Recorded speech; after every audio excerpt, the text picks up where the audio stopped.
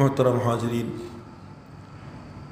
গত শুক্রবারে আলোচনা করতে গিয়ে বলছিলাম যে এরই ধারাবাহিকতায় আলোচনা করব, কিন্তু যেহেতু মুহররম মাস এসে যাচ্ছে এজন্য মুহররমকে কেন্দ্র করে তো কিছু কথা বলতেই হবে। যেজন্য আজ আমরা গত সপ্তাহের যে আলোচনা ছিল যে ইত্তেবা কাকে বলে, ইতাআত কাকে বলে, ইত্তেবা এবং ইতাআতের মধ্যে বেশ কম কি পার্থক্য কি, এবং সত্যিকার ইত্তেবা কাকে বলে, এর উপরে আমরা আলোচনা শুনতেছিলাম।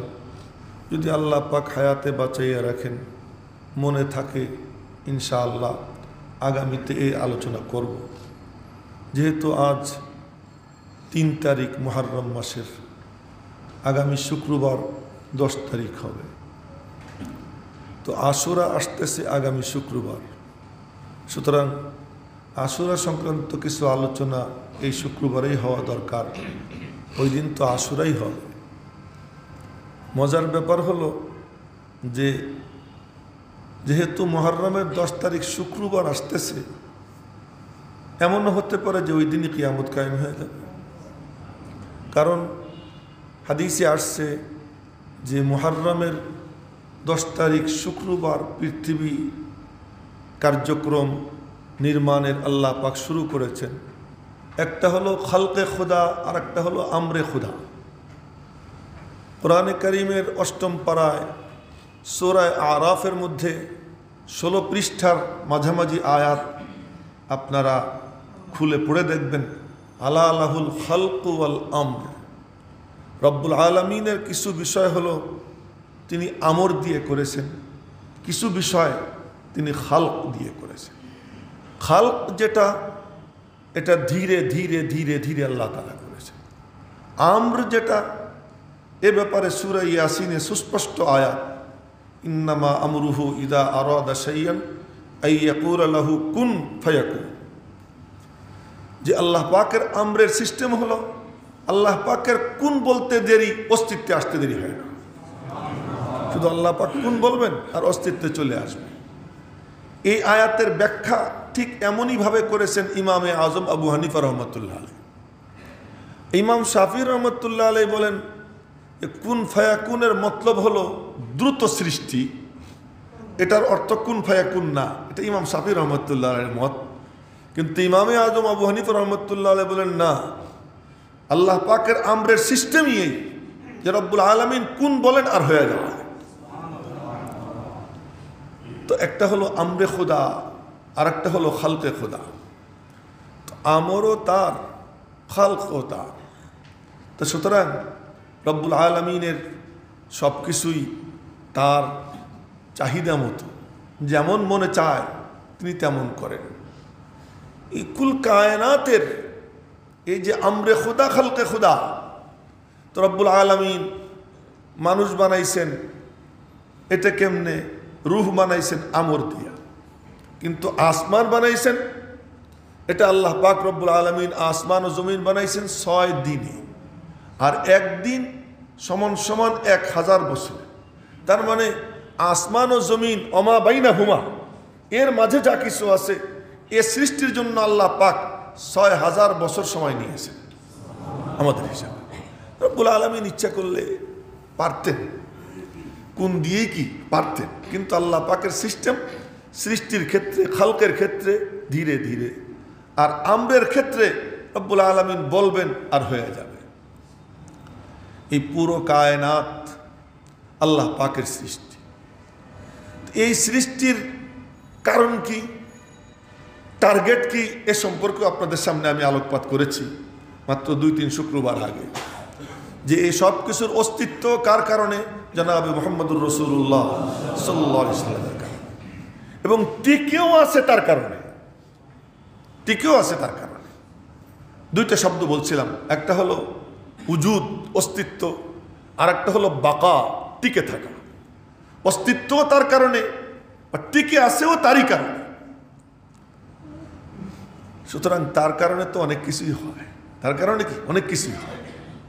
রব্বুল আলামিন এই আসমান ও জমিন সাজাইছেন, কি দিয়ে সাজাইছেন? চন্দ্র, সূর্য, গ্রহ, নক্ষত্র, পৃথিবীকে আল্লাহ তাআলা স্থির করছেন পাহাড় দিয়ে। কি কি বলবো?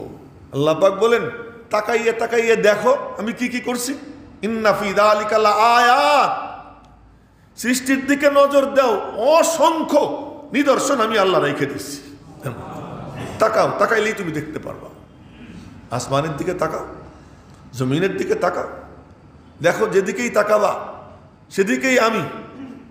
আইনামা তুয়াল্লু ফাসাম্মা ওয়াজহুল্লাহ, যেদিকেই ফিরবা সেদিকেই আল্লাহ পাকের কুদরত, আল্লাহ পাকের নিশান, আল্লাহ পাকের ক্ষমতা, আল্লাহ পাকের জালাল, আল্লাহ পাকের জামাল, আল্লাহ পাকের নিদর্শন, যেদিকেই তুমি চোখ দিবা সেদিকেই দেখতে পাবা। আইনামা তুয়াল্লু ফাসাম্মা ওয়াজহুল্লাহ, সেদিকেই আল্লাহ পাকের জালাল, আল্লাহ পাকের জামাল, যেদিকেই তাকাও। এই জন্য মানে এক বুজুর্গ এক শের বলছেন, হ্যাঁ, খুব ছোট্ট শের, বসা মেরি নজরু মে তু ইস কদর হ্যায়, বসা মেরি নজরু মে তু ইস কদর হ্যায়, जिधर देखता हो उधर तू ही तू है। কখনো কখনো এমন মনে হয় ডাইনে তাকাই, বায়ে তাকাই, সামনে তাকাই, পেছনে তাকাই, উপরে তাকাই, নিচে তাকাই, আসমান দেখি আর জমিন দেখি, যেদিকেই তাকাই সেদিকেই মওলা তোমারে দেখতে পাই। ছোট্ট লাইন, কিন্তু এর মধ্যে অনেক কিছু বলে দিচ্ছে। কোরআনে কারীমের বহু আয়াত এই এক লাইনের মধ্যে চলে আসছে। তো বলতেছিলাম আল্লাহ পাক সাজাইছে, সাজানোর বিবরণ কোরআনে কারীমে বিভিন্ন জায়গায় আল্লাহ তাআলা দিয়েছেন, কেমনে কেমনে সাজাইছে। তার এক আয়াত আমি আপনাদের সামনে আজ তিলাওয়াত করছি সূরা ইউনুস থেকে। রব্বুল আলামিন বলেন, হুয়াল্লাযী জাআলা শামসা দিয়া, আমি আল্লাহই তো সূর্যকে তোমাদের জন্য আলো বানাইছি, ওয়াল কামারা নূরা, আর চাঁদকে আমি নূর বানাইছি। দেখেন, সূর্যেরও আলো, চাঁদেরও কি আলো। কিন্তু সূর্যের আলোর ব্যাপারে রব্বুল আলামিন লফজে দিয়া, দিয়া মানে ঔজ্জ্বল্য, উজ্জ্বল, সবকিছু উজ্জ্বল করে দেয়, এই জন্য বানাইছি সূর্য। ওয়াল কামারা নূরা, আর চাঁদকে বানাইছি নূর। নূর এটাও তো আলো, কিন্তু এটা স্নিগ্ধ, এটা কি স্নিগ্ধ। আর সূর্যের যে আলো, সেই আলো বেশিক্ষণের দিকে তাকানো যায় না, তাকাইলে চোখে সর্ষে ফুল দেখে। রব্বুল আলামিন সূর্যের জন্য লফজে দিয়া, দিয়া শব্দ প্রয়োগ করেছেন, আর কামারের জন্য লফজে নূর প্রয়োগ করেছেন। এমন যে এদিকে যত তুমি তাকাও তত তোমার তাকাইতে শুধু মনে চাইতেই থাকবে, মনে চাইতেই থাকবে। আল কামারা নূরা ওয়া কদ্দারাহু মানাজিলা, এবং আমি আল্লাহ এর জন্য অবস্থান বানাইছি, তার জন্য কক্ষপথ বানাইছি। কেন কেন চন্দ্র সূর্য দিছি কেন? লিতালামু আদাদাস সিনিন ওয়াল হিসাব। এই দেখেন কি আলোচনা করতেছি আজকে, লক্ষ্য করেন। লিতালামু আদাদাস সিনিন ওয়াল হিসাব, যেন তোমরা বৎসর গুনতে পারো, সময়ের হিসাব নিকাশ করতে পারো। এই জন্য আমি আল্লাহ চন্দ্র সূর্যের কক্ষপথ দিয়ে দিছি, ওঠার একটা নির্দিষ্ট সময় দিছি, ডুবার একটা নির্দিষ্ট সময় দিয়ে দিছি। লিতালামু আদাদাস সিনিন ওয়াল হিসাব, তোমরা যেন বৎসর গুনতে পারো, মাস গুনতে পারো, দিন গুনতে পারো, সময়ের হিসাব নিকাশ করতে পারো। মা খালাকাল্লাহু যালিকা ইল্লা বিল হক, আমি আল্লাহ এটাকে যথাযথ বাস্তবে তোমাদের জন্য কল্যাণ হিসেবে আমি আল্লাহ কি করছি, সৃষ্টি করেছি। ইউফাসসিলুল আয়াত, আমি আল্লাহ বিস্তারিত বিবরণ দিয়ে দিয়ে আমার নিদর্শনাবলীর ব্যাখ্যা করি। লিকাউমি ইয়ালামুন, ওই সমস্ত জাতির জন্য যারা কিছু উপার্জন করতে চায়, আহরণ করতে চায়, কিছু জ্ঞান নিতে চায়, ওদের জন্য আমি আল্লাহ বিস্তারিত বিবরণ দিয়ে এ সমস্ত বর্ণনা করি। মেরে মোহতারাম ভাইও, সুতরাং আজ আমরা ইসলামী নববর্ষে পদার্পণ করেছি। এখন আমরা বলি কি, জানুয়ারি ফেব্রুয়ারি এটা হলো কাফেরদের বছর, আর এই মুহররম সফর এটা হলো কি ইসলামী বর্ষ। কিন্তু এক্ষেত্রে আমাদের একটু বিবেচনা করা দরকার, সূর্যের স্রষ্টাকে, চাঁদের স্রষ্টাকে? তো স্রষ্টা হলেন আল্লাহ। তো সূর্যকে কেন্দ্র করে যে ক্যালেন্ডার ঘোরে, ওই ক্যালেন্ডার কি কাফেরদের না আল্লাহর? চাঁদকে কেন্দ্র করে যে ক্যালেন্ডার আবর্তিত হয়, ওইটা কি শুধু আমাদের না আল্লাহর? সবার। সুতরাং সূর্য আল্লাহর, চাঁদও কার? সুতরাং জানুয়ারি ফেব্রুয়ারিও আমাদের, আবার এই মুহররম সফরও কি আমাদের। তবে আমাদের হিসাব ঠিক করার জন্য আল্লাহ পাক আমাদেরকে চন্দ্র বৎসর কেন দিলেন, সূর্যের বৎসর কেন দিলেন না? অথচ চন্দ্রের বছরের মধ্যে অনেক জ্ঞানজাম। খুব লক্ষ্য করে শুন, চন্দ্রের বছরের মধ্যে অনেক হিসাব নিকাশের জ্ঞানজাম। 29 না 30, 29 না 30, প্রত্যেক মাসেই জ্ঞানজাম। চাঁদ দেখার ঝামেলা, চাঁদ দেখা গেল কি গেল না এ নিয়ে গুতাগুতি। কত বছর আমাদের বাংলাদেশে গুতাগুতি হয়েছে। সরকার বলে আজকে ঈদ, মুফতি সাহেবরা ফতোয়া দেয় যে আজকে ঈদ হবে না। এই যে কত গুতাগুতি। এদিকে চাঁদপুরের একদল প্রতি বছর সৌদি আরবের সাথে মিলিয়ে কি করে? ঈদের নামাজ পড়ে। চাঁদপুর না, চট্টগ্রামেও আছে, বিভিন্ন জায়গায় আছে। সৌদি আরবের সাথে মিলিয়ে কি ঈদের নামাজ পড়ে। এই যে এত জ্ঞানজাম, সূর্যের বছর হলে জ্ঞানজাম হতো? জ্ঞানজাম হতো। কিন্তু তারপরেও রব্বুল আলামিন এই জ্ঞানজামের বছরটা নবীজির জন্য বরাদ্দ করলেন। সূর্যের বছর এটা জ্ঞানজাম মুক্ত, ঝামেলা মুক্ত, সারা দুনিয়ায় একই হিসাবে চলে। হ্যাঁ, ঘন্টায় বেশ কম হয়, এটা ভিন্ন কথা। তো সারা দুনিয়ায় একই হিসাবে চলে, কোনো ব্যত্যয় ঘটে না। কিন্তু সেইটা না দিয়ে আল্লাহ চন্দ্রের বছর কেন দিলেন? পৃথিবীর ভৌগোলিক বিষয় সম্পর্কে যাদের অবগতি আছে তারা জানেন, পৃথিবীর কিছু কিছু জায়গা এমন আছে যেখানে 2 মাস, 3 মাস, 4 মাস, 5 মাস, 6 মাস পর্যন্ত সূর্য ওঠে না, সূর্য দেখা যায় না। পৃথিবীর উত্তর সাইড এবং দক্ষিণের কিছু অঞ্চল এমন আছে যেখানে কোথাও কোথাও একটানা 6 মাস সূর্য ওঠে না, 2 মাস সূর্য দেখাই যায় না। কিন্তু পৃথিবীর এমন কোনো জায়গা নাই যেখানে চাঁদ দেখা যায় না। যেখানে সূর্য 6 মাস থাকে, 6 মাস থাকে না, ওখানকার মানুষ যখন চাঁদ ওঠে মনে করে রজনী শুরু হয়ে গেল।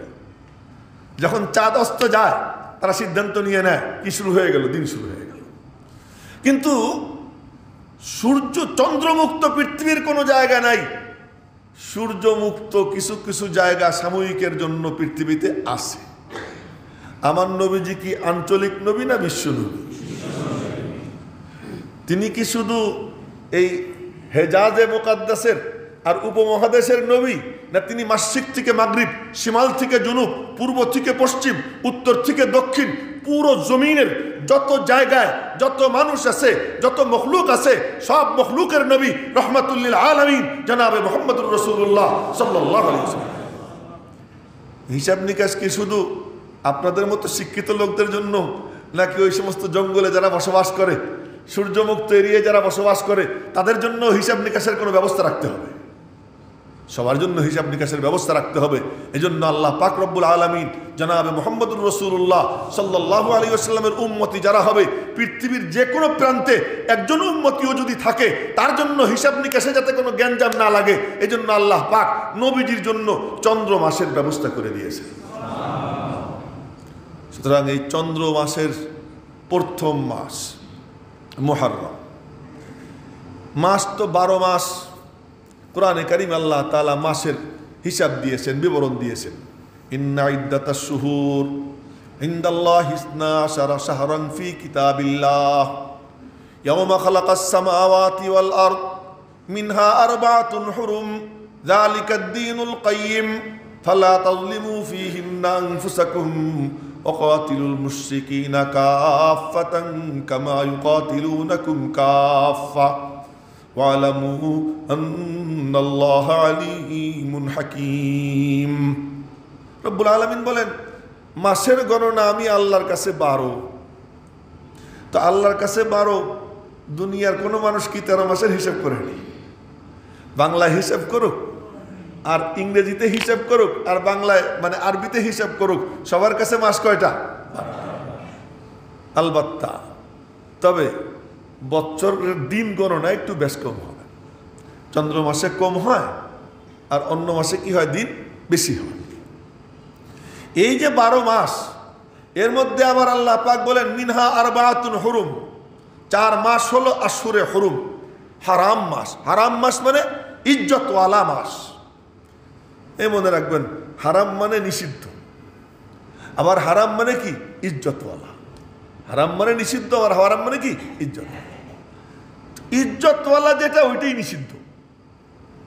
এজন্য নারীদেরকে এরাবিয়ানরা বলে হুরমা, হুরমা, এ হুরমা, তার মানে নিষিদ্ধ, ইজ্জতওয়ালা।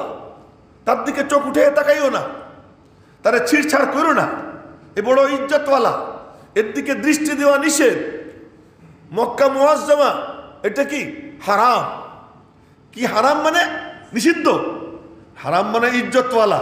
এই জন্য সেখানে গুনাহ করা নিষেধ, এই জন্য সেখানে মশামাছি মারা কি নিষেধ, এখানে কোনো জীবজন্তু মারা শিকার করা কি নিষেধ, এখানের কোনো গাছ ভাঙ্গা নিষেধ, এখানের কোনো গাছ কাটা নিষেধ। তার মানে মিনহা আরবাতুন হুরুম, 4 মাস হলো হুরুম, নিষিদ্ধ। তার মধ্যে 3 মাস হলো সালাসুন মুতাওয়ালিয়াত, 3 মাস লাগাতার ধারাবাহিক, আর 1 মাস আলাদা। 3 মাস যেটা ধারাবাহিক সেটা হলো জিকাদা, জিলহজ্জা এবং মুহররম। জুলকদ, জুলহজ, মুহররম, 2 মাস চলে গেছে, জিকাদা, জিলহজ্জা, এবং এই 3য় মাস শুরু হয়েছে মুহররম। এই 3 মাস হলো একটানা ধারাবাহিক। রজব, মুজার আর রজব মাস, যেটা রমজানের 2 মাস আগে যেটা আসে। রমজানের আগে শাবান, শাবানের আগে কি রমজান, রজব। এই রজব মাসটা হলো আশুরে হুরুম। এই 4 মাস আশুরে হুরুম। তো সেই 4 মাসের 1 মাস মুহররম, এটা হলো নববর্ষ, ইসলামের নববর্ষ। যখন খ্রিস্টানদের নববর্ষ আসে, সুবহানাল্লাহ, কি শুরু হয়ে যায়। বাংলা নববর্ষ যখন আসে, হলুদ শাড়ি নাকি কি শাড়ি পইরা মেয়েরা রাস্তাঘাটে নামে, আর ছেলেপেলেরাও উগ্র বেশভূষা নিয়া, আর বেহায়াপনা, বেলেল্লাপনার মিছিল শুরু হয়ে যায় নববর্ষকে কেন্দ্র করে।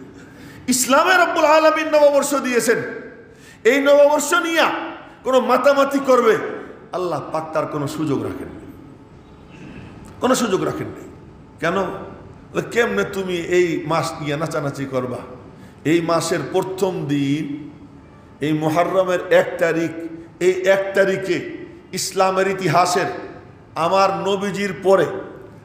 নবীজির পরে সবচেয়ে বেশি বিভিন্ন ব্যাপারে যাকে স্মরণ করা হয়, যখন বিচারকের বিচারের আসনে বসে, তখন যাকে নিয়ে আলোচনা করে, সামরিক বাহিনী সামরিক কর্মকাণ্ড যখন শুরু করে, তখন যাকে স্মরণ করে, বিভিন্ন ব্যাপারে যে সকলের আইডল, তিনি হলেন ফারুকে আজম হযরত ওমর রাদিয়াল্লাহু তাআলা। আপনারা আবার মনে করেন না আমি আবু বকর সিদ্দিক রাদিয়াল্লাহু আনহুকে খাটো করছি, আস্তাগফিরুল্লাহ। আবু বকর সিদ্দিক রাদিয়াল্লাহু তাআলা আনহু, তার জায়গায় তিনি অতুলনীয়, তিনি অতুলনীয়। জনাবে মুহাম্মদুর রাসূলুল্লাহ সাল্লাল্লাহু আলাইহি ওয়াসাল্লাম, তিনি নিজের জায়নামাজ জীবদ্দশায় দিয়ে দিয়েছেন আবু বকর সিদ্দিক, নিজের মিম্বার দিয়ে দিয়েছেন জীবদ্দশায়, নাও আমার মেহরাব তোমার, আমার মিম্বার তোমার।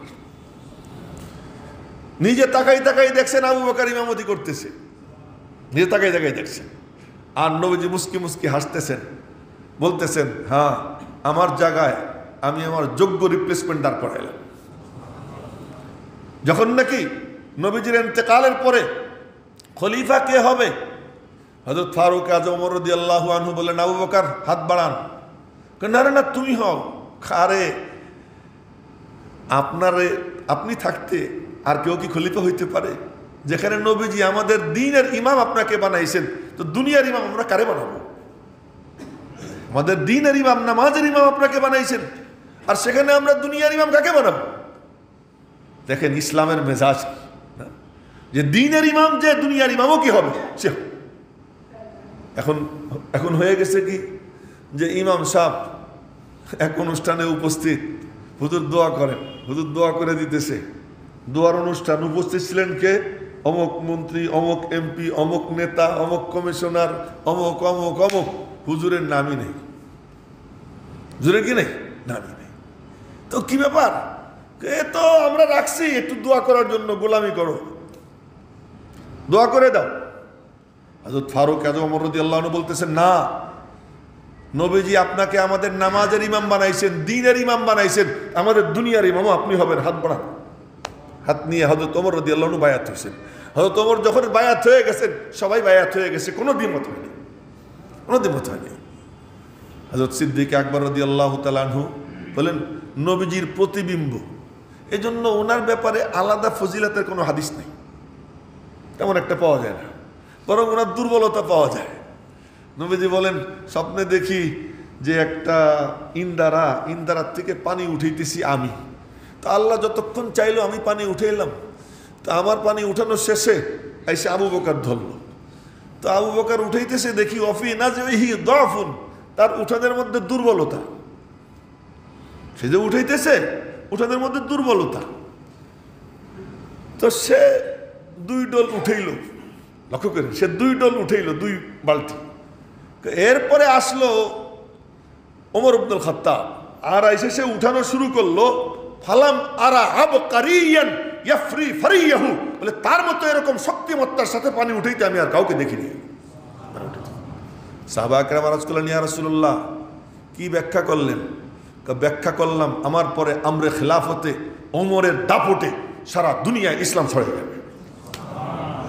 ওমর ফারুক রাদিয়াল্লাহু তাআলা, ওমর ফারুক রাদিয়াল্লাহু তাআলা আনহু, তিনি তার কথা কি বল, এই শানওয়ালা যে নবীজি বলেন আমার পরে নবী হইলে কি হইতো? ওমর হইতো।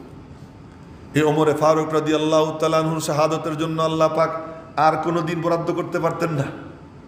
বরাদ্দ করলেন তো করলেন কোন দিন? মুহররমের 1 তারিখ। এই মুহররমের 1 তারিখ ফারুক আযম ওমর রাদিয়াল্লাহু তাআলা আনহু শাহাদাত বরণ করেন। তাও কেমনে? মক্কা শরীফে গেছেন হজ করতে, হজের থেকে ফিরতেছেন, ফেরার পথে তখন ওনার বয়স 63 চলে, রাস্তায় এখানে বিশ্রাম করতেছেন, বিশ্রামে শুয়ে আসেন, শুয়ে শুয়ে বলতেছেন, আল্লাহ, বয়স তো অনেক হয়ে গেছে, মুসলিম সাম্রাজ্য অনেক বড় হয়ে গেছে, বিস্তৃত হয়ে গেছে, এই মুসলমানদের পুরো সাম্রাজ্যের এখন সামাল দেওয়া আমার জন্য মুশকিল, কষ্টকর। তা আমার দ্বারা যেন কোনো খেয়ানত হয়ে না যায়, যে তুমি আমারে নিয়ে চলো, আমি আর থাকতে চাই না। শুয়ে শুয়ে দোয়া করতেছে, তুমি আমারে নিয়ে চলো, আমি আর থাকতে চাই না। দোয়া করতে সময় বলতেছেন, কিন্তু যেখানে সেখানে নিও না। সুবহানাল্লাহ, সুবহানাল্লাহ। দোয়া করতেছেন, আল্লাহুম্মা জাআলনি শাহাদাতান ফি সাবিলিক ওয়া মাউতান ফি বালাদি রাসূলিক। আল্লাহ, তুমি আমারে তোমার রাস্তায় শহীদি মওত নসিব করো, যেখানে সেখানে কইরো না, তোমার নবীর বাড়িতে আমার মওত দিও। ওয়া মাউতান ফি বালাদি রাসূলিক, তোমার রসুলের যে নগর, তার যে শহর, ওই শহরে আমার মওত দিও। এই দোয়া করলেন। আল্লাহ, ও শব্দটা ভুল হয়ে গেছিল, আল্লাহুম্মারযুকনি শব্দটা, আল্লাহুম্মারযুকনি শাহাদাতান ফি সাবিলিক ওয়া মাউতান ফি বালাদি রাসূলিক। আল্লাহ, তোমার রাস্তায় শাহাদত নসিব করো, আর তোমার রসুলের শহরে, বালাদ মানে শহর, তোমার রসুলের শহরে আমার মওত নসিব করো। এই দোয়া করলেন। এই দোয়া আল্লাহ পাকের কাছে এমনভাবে কবুল হয়েছে। হজ থেকে আসছেন, কোন মাসে হজ থেকে আসে? কথা বলে না, জিলহজ মাসে। জিলহজ মাসে আসছেন হজ থেকে, হজ শেষ করে, তাও জিলহজ মাসের মাঝামাঝির পরে, আর আসতে লাগছে কমপক্ষে 8-10 দিন। তো এই টাইমের পরে তখন কি আপনি কি হেলিকপ্টারে এসেছেন নাকি? কিসে আসছেন?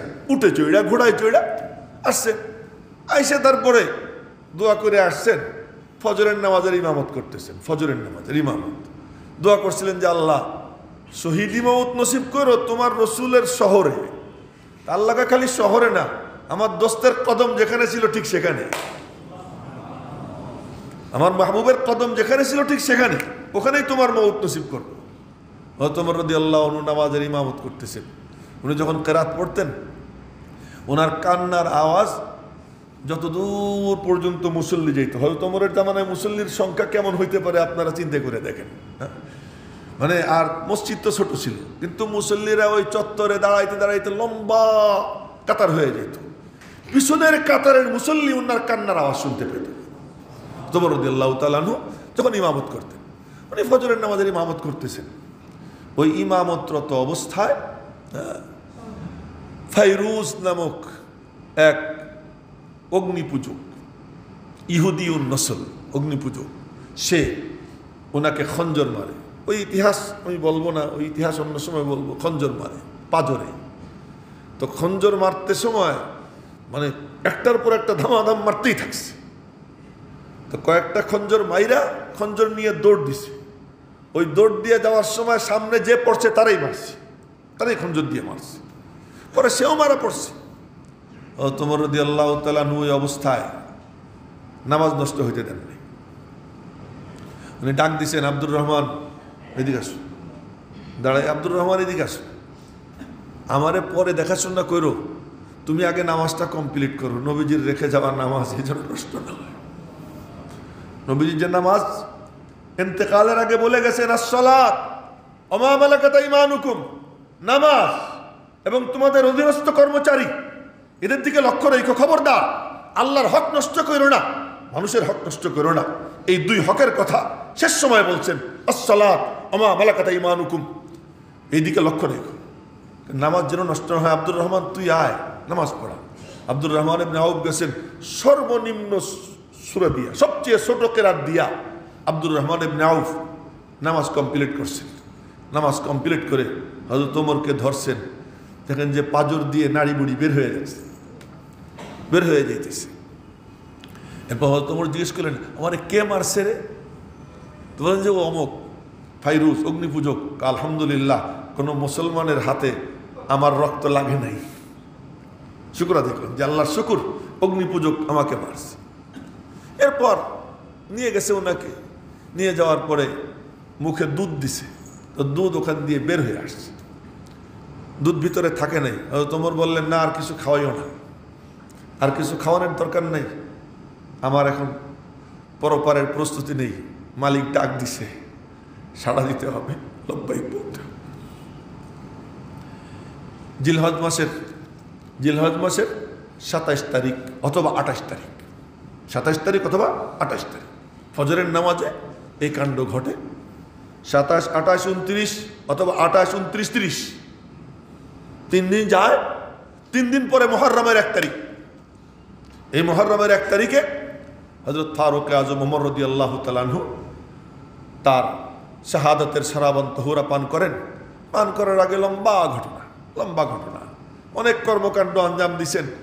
পরিশেষে বলতেছেন, এই আব্দুল্লাহ কি তুমি আয়েশার কাছে যাও, গিয়ে বলবা ওমর সালাম জানাইছে, খবরদার খলিফা বলবা না, বলবা ওমর সালাম জানাইছে, খাত্তাবের বেটা ওমর সালাম জানাইছে, আর তিনি আপনার অনুমতি চাইছেন, যদি অনুমতি দেন তাহলে নবীজি শুয়ে আছেন, এই যে নবীজির পাশে আবু বকরের পাশে একটা সিট খালি আছে, আর একটা সিট ওইটা তো হযরত ঈসার জন্য বরাদ্দ, আর একটা আসন আছে ওইটা হযরত ঈসার জন্য বরাদ্দ, ওখানে তো হযরত ঈসা আলাইহিস সালাম শুবেন, ওইটা তো আর কারোর জন্য না, এটা তো নবীজি বলে গেছেন।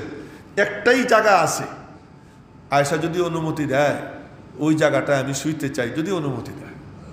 হযরত আব্দুল্লাহ ইবনে ওমর গিয়ে দরওয়াজায় দস্তক দিছেন, টোকা দিছেন, সালাম দিছেন, মা কি আব্দুল্লাহ? আব্বাজি খাত্তাবের বেটা ওমর আপনাকে সালাম জানাইছে, সালাম জানাইয়া বলছেন যদি আপনি অনুমতি দেন তাহলে ওই জায়গায় উনি শুইতে চান, এটা তো আপনার অধিকারে, আপনি অনুমতি দিলে উনি শুবেন। হযরত আয়েশা সিদ্দিকা রাদিয়াল্লাহু আনহা বললেন, খুব মনে ইচ্ছা ছিল রে যে নবীজি শোয়া, নবীজির পাশে আমার আব্বুর পাশে আমি শুব, কিন্তু ওমর যখন সংবাদ পাঠাইছে আজ আমি আমার উপরে ওমরকেই প্রাধান্য দিয়ে দিলাম, যাও ওমরকে বলো যে হ্যাঁ এই জায়গায় উনি শুবে। আরে আয়েশা অনুমতি দেওয়ার কে, আর সে আজিমে পাশ হয়ে গেছে, সুবহানাল্লাহ। তার কারণ নবীজি যখনই কোথাও যাইতেন না আর অসাধারণ কোনো দৃশ্য দেখতেন, যেটা অলৌকিক দৃশ্য, এটা বহু হাদিসে আছে। অলৌকিক দৃশ্য দেখতেন তো সব সাহাবীরা হা করে চেয়ে থাকতো। নবীজি বলতেন একটা বাক্য, আমানতু বিহি আনা ও আবু বকর ও ওমর, এর উপরে ঈমান আনলাম আমি আর আবু বকর ওমরও ঈমান আনলো। অমা হুমা থাম্মা, আবু বকর ওমর কেউ সেখানে উপস্থিত না, নবীজি অনুপস্থিতি অবস্থায় বলতেছেন আমি আবু বকর আর ওমর ঈমান আনলাম। তার মানে আবু বকর আর ওমরের ঈমানের উপরে নবীজির এতটা কনফিডেন্সই ছিল, এতটা আস্থা ছিল যে তিনি পরিষ্কার বলতেন আমি যাতে বিশ্বাস করি আবু বকর ওমরও তাতেই বিশ্বাস করে, এতটা আস্থা ছিল।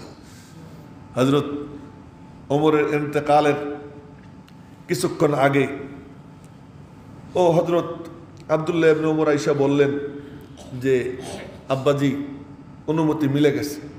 হযরত ওমর বলেন আলহামদুলিল্লাহ। বলেই বলতেছেন না রে আব্দুল্লাহ, এখনো আমি জিন্দা আছি, আমার খেলাফতের প্রভাবে প্রভাবিত হয়ে আয়েশা অনুমতি দিয়ে থাকতে পারে, কিন্তু তুমি ভালো করে শুনে রাখো, আমার ইন্তেকালের পরে আমার লাশ নিয়ে যাবা, বলবা যে এখন ওমর না, ওমরের লাশ। এখন যদি অনুমতি দেন তাহলে শোয়াবো। তো হযরত আব্দুল্লাহ ইবনে ওমর এই উপদেশ শুনলেন, শুই না এরপরে ওনারে বুকে নিয়ে আসেন। এমন সময় হযরত আলী আসছেন। হযরত আলী এসে দেখতেছেন হযরত ওমর খুব কাঁদতেছেন। তো হযরত আলী বললেন যে বড় ভাই কাঁদতেছেন কেন? কান্নার কি কারণ?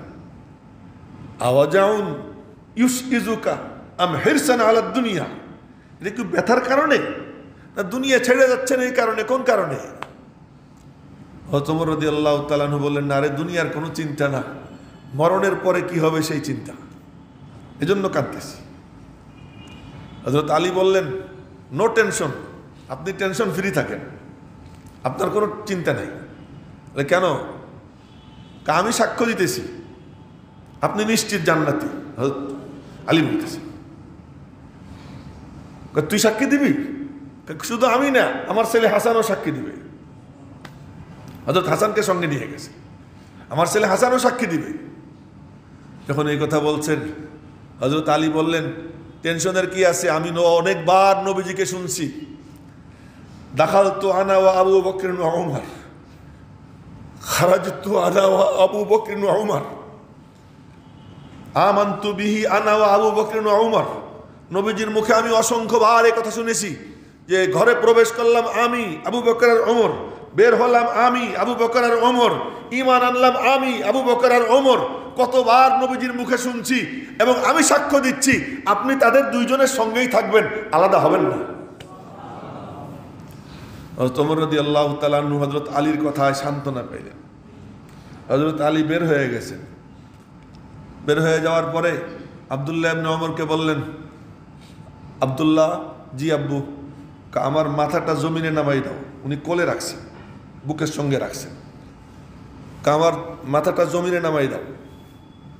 হযরত আব্দুল্লাহ মা, পিতা, পিতা তো শুধু পিতা না, এই পিতা তো পিতা না, এ তো নবীজির পরে নবী, লাউ কানা বাদি নাবিয়্যুন লাকানা ওমর, এ তো শুধু পিতা নন, এ বুকের মধ্যে তাকে নিয়ে রাখছে, বলতেছে আমার মাথা জমিনে রেখে দাও। হযরত আব্দুল্লাহ তাকাইছে, তোমারে কি বলতেছি শোনো না, মাথা জমিনে নামাও। আব্দুল্লাহ ইবনে ওমর মাথাটা বুকের থেকে নামাইয়া রানে রাখছেন, বলতেছেন আমি কি বললাম, আমার কথা শোনো না, জমিনে রাখো। এখন চোখ রাঙ্গানি দিছেন, ধমক দিছেন, জমিনে রাখছে। জমিনে রাখার পরে জমিনে একবার ডান গাল আর একবার বাম গাল জমিনের সঙ্গে মিশাইতেছেন আর বলতেছেন আল্লাহ তুমি ওমরকে মাফ করে দাও, আল্লাহ তুমি ওমরকে মাফ করে দাও। ওমর রাদিয়াল্লাহু তাআলা আনহু এই করতে করতে দুনিয়ার থেকে বিদায় নিলেন। বিদায় নেওয়ার পরে ওনাকে নবীজির পাশে আবু বকর, আবু বকরের পাশে হযরত ওমরকে শোয়ানো হলো। এটা মুহররমের 1 তারিখ এবং এই ওমরের তিরোধানে, তার বিদায়ে মুসলিম বিশ্বের যে ক্ষতি হয়েছে, যে বিপদের সম্মুখীন মুসলিম বিশ্ব হয়েছে, সেই বিপদ আজও পর্যন্ত মুসলমানদের উপরে আছে, আজও পর্যন্ত। তখন যে বিপদ শুরু হয়েছে এবং এ কথা স্বয়ং হযরত ওমর রাদিয়াল্লাহু তাআলা আনহু এবং হযরত হুযায়ফা রাদিয়াল্লাহু তাআলা আনহু দুইজনের কথোপকথনে এই কথা নবীজির থেকে আসছে। নবীজি নিজে বলছেন যে ওমর যখন শহীদ হয়ে যাবে, ওমরের শাহাদাতের পরে ফিতনার দরওয়াজা এমনভাবে খুলবে কিয়ামত পর্যন্ত এই দরওয়াজা বন্ধ হবে না। ওমর রাদিয়াল্লাহু তাআলা আনহু এই উম্মতের জন্য ছিলেন রক্ষা কবচ। সেই রক্ষা কবচের বিদায় হয় মুহররমের 1 তারিখে। মেরে মোহতারাম ভাই, তো নববর্ষ আসলে আমার মোবাইলে আমি দেখছি যে আমার মোবাইলে হোয়াটসঅ্যাপে পাঠাইছে একজন নববর্ষের শুভেচ্ছা, এই মুহররমের শুভেচ্ছা একজনই পাঠাইছে। আর কেউ পাঠাইছে কিনা আমি চেক করে দেখিনি, একজনই পাঠাইছে। আমি আবার এসবের কোনো করি না, মানে এই ব্যাক করে যে আবার আপনার ও শুভেচ্ছা এরকম তেমন একটা করি না। কোনো কোনো সময় বিশেষ কারণে করি, দিলজুইর জন্য, সাধারণত এটা করি না। তো এখানে শুভেচ্ছা বিনিময় কেমনে করব? এখানে দুঃখ বিনিময় হতে পারে। এক কান্না হযরত ওমরের জন্য, কিন্তু হযরত ওমরের জন্য অতটা কান্দা হয় না। কেন হয় না? হযরত ওমর রাদিয়াল্লাহু তাআলা আনহু উনি কান্নার অনেক ঊর্ধ্বে। মনে রাখবো কথাটা, যে কথা বলতেছি। হযরত ওমর রাদিয়াল্লাহু তাআলা আনহু আমাদের কান্নাকাটির অনেক ঊর্ধ্বে। তার কারণ নবীজি বলছেন এইভাবে যে আমি যখন হাসরের ময়দানে উঠবো, তা আমার ডান হাতে আবু বকরের হাত থাকবে, বাম হাতে ওমরের হাত থাকবে। তো ইয়াহিয়া মাহমুদের কান্নার ওমরের কি দরকার? আপনাদের মতো লোকজনের কান্নার ওমরের কি দরকার? নবীজি বলতেছেন যে আমার ডান হাতে আবু বকরের হাত থাকবে, বাম হাতে ওমরের হাত থাকবে। নবীজি বলতেছেন যে আমি যখন জান্নাতে যাব, আমার সঙ্গে আমার সাথী থাকবে, বিশেষ বন্ধু থাকবে উসমান ইবনে আফফান রাদিয়াল্লাহু তাআলা। তো ইয়াহিয়া মাহমুদের কান্নার দরকার আছে হযরত উসমানের জন্য? মেরে মুহতারাম ভাইও, আল্লাহ পাক রব্বুল আলামিন আম মুসলমানদের কান্নার ব্যবস্থা করে দিয়েছেন যে এই মাস কান্নার মাস, এই মাস তোমার চোখের পানি ঝরানোর মাস। এমন এক ঘটনা আল্লাহ তাআলা এই মাসে ঘটাইয়া দিয়েছেন যে না কান্দে যাবা কোথায়? জনাবে মুহাম্মদুর রাসূলুল্লাহ সাল্লাল্লাহু আলাইহি সাল্লামের রক্ত, তার খুন, তার রক্ত আল্লাহ তাআলা এই মাসে ঝরাইছেন। নবীজির রক্ত, নবীজির রক্ত বলতেছি কেন? হযরত হুসাইন রাদিয়াল্লাহু তাআলা আনহু হযরত ফাতেমার পেটে 9 মাস ছিলেন তো। আর ফাতেমাকে নবীজি বলছেন যে দেখো, সবার বংশ চলে ছেলেদের থেকে, আমার বংশ চলবে মেয়ের থেকে। আর সব মেয়ে চলে গেছেন, মেয়েদের সন্তানও চলে গেছে। ফাতেমা সম্পর্কে বলছেন ফাতেমা তু বদআতুম মিন্নি, ফাতেমা আমার কলিজার টুকরা। মান আযাহা ফাকাদ আযানি, যে ওরে কষ্ট দিবে সে আমারে কষ্ট দিবে। তো ফাতেমা, হযরত ফাতেমা তো জাহরা রাদিয়াল্লাহু তাআলা আনহার পেটের থেকে জন্ম নিয়েছেন হযরত হুসাইন রাদিয়াল্লাহু তাআলা। হুসাইন রাদিয়াল্লাহু তাআলা আনহুর কোনো জায়গা বাকি ছিল না নবীজির চুমু খাইতে। আদর এত করতেন, সুবহানাল্লাহ। একবার কুস্তি লাগছে, হাসান হুসাইন দুইজনের মধ্যে কুস্তি। নবীজি দর্শক দেখতেছেন। হাসান যখন উপরে উঠে হুসাইন নিচে পড়ে যায়, নবীজি কিচ্ছু বলেন না, চুপচাপ দাঁড়াই থাকেন। হুসাইন যখন হাসানদের নিচে ফেলা, সাব্বাস সাব্বাস। তো আমি বলতেছি ইয়া রাসূলুল্লাহ, ওইটাও নাতি এটাও নাতি। হুসাইনের সময় বাবা দেন, হাসানের সময় চুপচাপ থাকেন। আমি কি করবো? আমার পাশে দাঁড়াই দাঁড়াইয়া জিবরাইল হুসাইন রে বাবা দিতেছে, আমিও দিতেছি। হুসাইন রে জিবরাইল বাবা দেয়, তাই আমিও বাবা দিই। একদিন তুমি কি কাঁদবা, আমি কি কাঁদব? এই মাস কেমন কান্নার মাস যে নবীজি বসে আছেন। উম্মে সালামা রাদিয়াল্লাহু আনহাকে বললেন, উম্মে সালামা নবীজির বিবি, আপনারা জানেন সবাই, এক বিবির নাম উম্মে সালামা। তো উম্মে সালামা তো পরে একদিন ওনার বিবাহের ঐতিহাসিক ঘটনা শোনাব। উম্মে সালামা রাদিয়াল্লাহু আনহাকে বললেন, উম্মে সালামা কে জি ইয়া রাসূলুল্লাহ, তুমি গেটে দাঁড়াও, কাউকে ঢুকতে দেবা না। আজ আমার সঙ্গে এক ফেরেশতা সাক্ষাৎ করতে আসবে যে আর কোনোদিন আসেনি। এমন এক ফেরেশতা আমার সঙ্গে সাক্ষাৎ করতে আসবে, ঘরে কাউকে ঢুকতে দিও না। উম্মে সালামা রাদিয়াল্লাহু আনহা দেয়ালের মতো হয়ে দাঁড়ায় রয়েছেন দরওয়াজায়, কাউকে ঢুকতে দিবেন না। দরওয়াজা তো আর আপনাদের মসজিদের গেট না, ছোট্ট দরওয়াজা। উনি দাঁড়াইছেন, ওইটাই কি হয়ে গেছে, বেড়া হয়ে গেছে। তো কাউকে ঢুকতে দিচ্ছেন না। হুসাইন আসছে, পিচ্ছি মাসুম বাচ্চা। হুসাইন রাদিয়াল্লাহু তাআলা এসে ঢুকতে চাইছেন, তো বলছে না যাইও না, আমি নানুর কাছে যাবো, ওই কথা বলে কান্দে দিছে। তখন কান্দে দিছে, আর এর থেকে বড় কোনো অস্ত্র আছে নাকি? কান্দা দেখছে, উনি তো নানি, তো নানি নাতির কান্দা দেখছে, সরে গেছেন। হুসাইন ভিতরে ঢুকে গেছে, কিন্তু উনি সামনের দিকে তাকাই এই দাঁড়ায় রয়েছেন, পাহারা দিচ্ছেন। নবীজি বলছেন পাহারা দিতে। কিছুক্ষণ পরে কান্নার আওয়াজ, হিসকি দিয়ে দিয়ে কাঁদতেছেন। হযরত উম্মে সালামা পিছন দিকে তাকাইয়ে দেখেন হুসাইন রে বুকের মধ্যে নিয়ে নবীজি হাওয়া করে কাঁদতেছে। হযরত উম্মে সালামা ভিতরে ঢুকলেন, বললেন ফিদাকা আবি ওয়া উম্মি ইয়া রাসূলুল্লাহ লিমা তাবকি, আপনার উপর আমার মা বাপ কুরবান, হে আল্লাহর রাসূল কেন কাঁদতেছেন? নবীজি বললেন যে ফেরেশতা আর কোনোদিন সাক্ষাৎ করতে আসেনি, আজই আসছিল, এই টাইমে ও ঢুকছে, আমি ওরে বুকের মধ্যে নিছি, আর ওই সময় বলতেছে যে আপনার এই সন্তানকে আপনার উম্মত খুন করবে,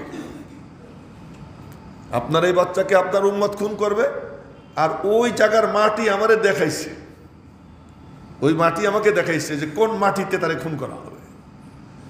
তো হুসাইন রাদিয়াল্লাহু আনহুর শাহাদাতের দুঃসংবাদ দিয়ে নবীজি তখন কাঁদছেন। তো নবীজি কাঁদছেন হুসাইনের জন্য, তো নবীজির উম্মতি কাঁদবে না হুসাইনের জন্য? অবশ্যই কাঁদবে। নবীজি বলছেন যে আল্লাহুম্মা ইন্নী উহিব্বুহু, কোলে নিয়ে বলতেছেন আল্লাহুম্মা ইন্নী উহিব্বুহু, আল্লাহ আমি ওরে মহব্বত করি, ফাআহিব্বাহু তুমিও মহব্বত করো, ওয়া আহিব্বা মাই ইউহিব্বুহু, কিয়ামত পর্যন্ত আমার উম্মতের যারা হুসাইনকে মহব্বত করবে তুমিও তাদেরকে মহব্বত করো। সুতরাং হুসাইন রাদিয়াল্লাহু তাআলা আনহুকে কারবালা প্রান্তরে আজ থেকে 1378 বছর আগে, আজ থেকে 1378 বছর আগে, এটা হলো 1443 হিজরি না, তা আজ থেকে 1378 বছর পূর্বে হযরত হুসাইন রাদিয়াল্লাহু তাআলা আনহুকে কারবালা প্রান্তরে এই মাসে, এই মুহররমের 10 তারিখে নির্মমভাবে শহীদ করা হয়েছে। শুধু ওনাকে না, 17 জন জওয়ান টকবকে তরুণ, নবীজির খানদানের 17 জন টকবকে তরুণ, এক একজন রাজপুত্রের মতো। আরে টিপু সুলতানকে খুন করছে ব্রিটিশরা, আপনারা টিপু সুলতানের ইতিহাস জানেন, টিপু সুলতানকে ব্রিটিশরা খুন করছে, কিন্তু তার লাশ দাফন করতে সময় তোপধ্বনি দিয়া রাষ্ট্রীয় তাদের যেটা সম্মান জানানোর পদ্ধতি আপনারা জানেন, এখন ওই সিস্টেম আছে, ব্রিটিশের যে সিস্টেম, তোপধ্বনির মাধ্যমে তার লাশকে সম্মান জানাইছে। আর আমার নবীজির দৌহিত্র হুসাইন রাদিয়াল্লাহু তাআলা আনহুকে হত্যা করে মস্তক বিচ্ছিন্ন করছে দেহ থেকে, ঘোড়া দিয়ে দেহ মোবারক মাড়াইছে, দেহ মোবারক মাড়াইছে, এবং কাফন পরতে দেয় নাই, কাফন পরতে দেয় নাই, জানাজা পড়তে দেয় নাই, রাতের আধারে লাশ পুঁতে রাখছে, রাতের আধারে লাশ পুঁতে রাখছে, এরপর উপরে পানি মারছে, পানির মাধ্যমে যেন সব চিহ্ন মুছে যায়, তা পানি দিয়া পুরোটা এলাকা ধুয়ে দিছে। এরপরে বনু আসাদের এক বৃদ্ধ উনি গেছেন, উনি গিয়া ওই পুরো এলাকার মাটি নিতেছেন আর নাকে ঘ্রাণ নিতেছেন, ঘ্রাণ নিতে নিতে নিতে নিতে এক মাটি নাকে নিছেন, দেখেন জান্নাতের ঘ্রাণ পাওয়া যাইতেছে, জান্নাতের ঘ্রাণ পাওয়া যাইতেছে। উনি বলতেছেন হ্যাঁ হ্যাঁ হ্যাঁ, এখানে হুসাইন শুয়ে আছে, এখানে হুসাইন শুয়ে আছে।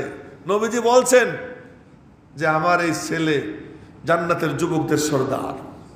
সুতরাং সে এখানে এমন নির্মম নিষ্ঠুর, আজ যদি আল্লাহ জানে ওদেরকে আল্লাহ তাআলা কেমন পাষাণ বানাই দিছিল, এই উম্মতের বর্তমানে বিশ্বে উপস্থিত এই মুহূর্তে যারা আছে, আমার মনে হয় এই উম্মতি যে নিজেকে নবীজির উম্মতি দাবি করে, এরা যদি নবীজির জামানার একটা কুকুরও পায় না, একটা কুকুরও পায়, ওই কুকুরের চুমু খাবে, কিছু একটা পাইলে তারা চুমু খাবে, আদর করবে। কিন্তু এরা এমনই পাষাণ হয়ে গেছিল, এমন নির্মম নিষ্ঠুর আচরণ করেছে যে উম্মত কিয়ামত পর্যন্ত কান্দবে হুসাইনের জন্য। কান্নার ব্যবস্থা আল্লাহ তাআলা করে দিয়েছেন। সুতরাং আপনারা দান বাক্স চালাই দেন।